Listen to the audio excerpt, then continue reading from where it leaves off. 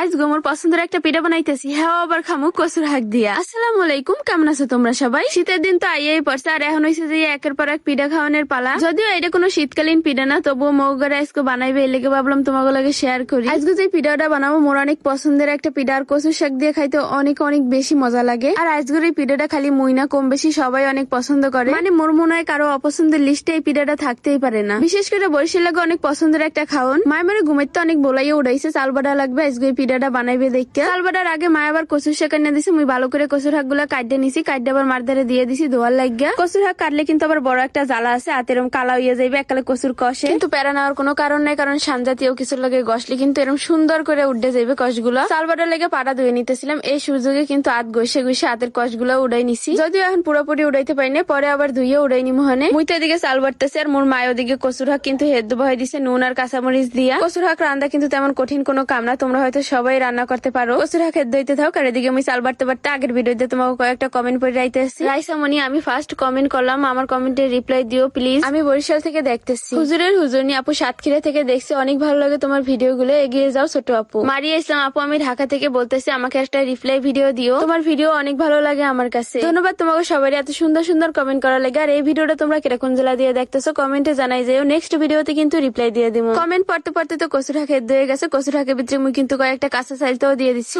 কয়েকটা না কয়েক পিস দিয়ে দিচ্ছি। তোমরা তো সবই খেয়াল করো, আশা করি এইটাও তোমরা এসে খেয়াল করে লাইছো। মুই আজকে মাটির চুলায় রানতে আসছি, গ্রামের গরিব ঘরের মাইয়া মুই সবকিছুতেই মানায় নিতে পারি। ভাগ্য করে কয়েকটা বড় বোন পাইছিলাম, মোরে কোনো সময় কোনো কষ্টের কামই করতে দেয় নাই। ঘরের ছোট মাইয়া মনে হয় আসলে ভাগ্যের ব্যাপার, কষ্ট জিনিসটা অনুভবই করা যায় না। কিন্তু এখন যেহেতু বড় হয়েছি, বুইনাগো বিয়ে হয়ে গেছে, এখন আস্তে আস্তে সব কাম কাজে শিখে নিতে আসছি। আলহামদুলিল্লাহ এখন মুই মোটামুটি সব কামেই পারি। কথা কইতে কইতে তো মোর কচুর শাক রান্ধা হয়ে গেছে, এখন মুই চড়া বাজ জানি। মুগো বরিশালের বাসায় তো এটারে চড়াই গায়, তোমরা কেটা কি নামে চেনো কমেন্টে জানাই যাবা। এটা বানানোর গোলা কিন্তু বেশি কঠিন না, নুন আর পানি পরিমাণ মতন দিয়া গোলাইলে হয়ে যাবে গোলা, মানে বেশি পাতলাও না আবার বেশি ঘনও না, মিডিয়াম ভাবে একটা গোলা বানাই নিবা। এখন কিন্তু একটা করে সবগুলো বানানো হয়ে গেছে, বানানো কিন্তু কোনো কঠিন কাম না, তো সহজ জিনিস। কচুর শাক দিয়ে খাইলে কিন্তু ভালোই লাগে, তোমরাও কিন্তু চাইলে এটা বাড়িতে বানিয়ে ট্রাই করতে পারো। আর কার কার দ্বারা এটা খাইতে ভালো লাগে অবশ্যই কমেন্টে জানাই যাবা। আজকের ভিডিও এই পর্যন্ত, সবাই ভালো থেকে সুস্থ থেকো, আল্লাহ হাফেজ।